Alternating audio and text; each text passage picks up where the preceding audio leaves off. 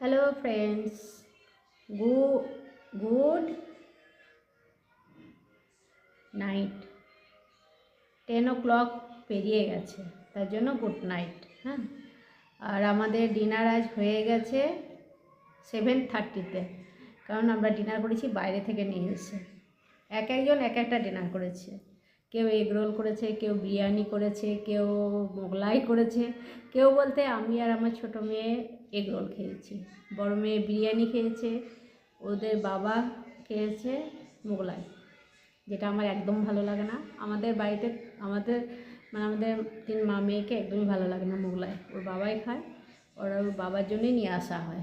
হ্যাঁ, আর আমি আর আমার ছোটো মেয়ে এগ রোল খেয়েছি, যেটা ভালো লাগে আর কি, আর বিরিয়ানি বড় মেয়ে। তাই জন্য বাইরে থেকে নিয়ে আসা জিনিস নিয়ে এসে সঙ্গে সঙ্গে কিছুক্ষণ পর খেয়ে নিয়েছি, যে এটা রেখে লাভ নেই, খেয়ে নিই। তাই জন্য ডিনার হয়ে গেছে 7:30-তে। এতক্ষণ বসে মোবাইল দেখছিলাম।